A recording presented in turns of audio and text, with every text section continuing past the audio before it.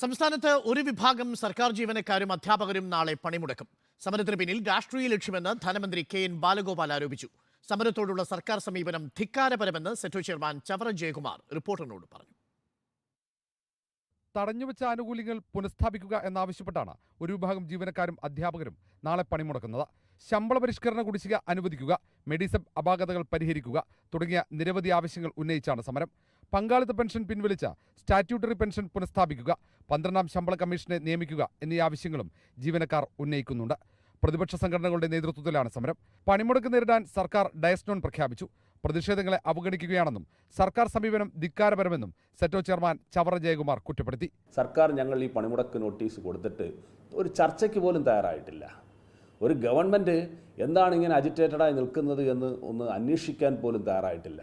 അങ്ങേയറ്റം അക്കാര്യത്തിലൊരു ധിക്കാരപൂർവ്വം അല്ലെങ്കിൽ അവഗണിച്ചുകൊണ്ടുള്ള ഒരു പോക്കാണ്. അതേസമയം പണിമുടക്ക് രാഷ്ട്രീയ പ്രേരിതമെന്നാണ് സർക്കാരിന്റെ ആരോപണം. യഥാർത്ഥ വിഷയം മറച്ചുവെക്കാനാണ് പ്രതിപക്ഷം ശ്രമിക്കുന്നതെന്ന് ധനമന്ത്രി കെ.എൻ. ബാലഗോപാൽ കുറ്റപ്പെടുത്തി. നാളെ നടക്കുന്ന സമരം തീർച്ചയായിട്ടും യഥാർത്ഥത്തിലുള്ള കാരണങ്ങളിൽ നിന്ന് ഒളിച്ചോടാൻ വേണ്ടിയിട്ട് നടത്തുന്ന സമരമാണ്. ആ പണിമുടക്ക് കൊണ്ട് വെറും രാഷ്ട്രീയമായ കാര്യമാണ് ചെയ്യാൻ പറ്റുക. ആരൊക്കെ ചേർന്ന BJP ഉണ്ട്. സെറ്റോ നേതൃത്വത്തിൽ 60ഓളം സംഘടനകളാണ് പണിമുടക്കുന്നത്. ആവശ്യങ്ങൾ അംഗീകരിച്ചില്ലെങ്കിൽ അനിശ്ചിതകാല പണിമുടക്കിനെ കുറിച്ചും സെറ്റോ ആലോചിക്കുന്നുണ്ട്. റിപ്പോർട്ടർ, തിരുവനന്തപുരം.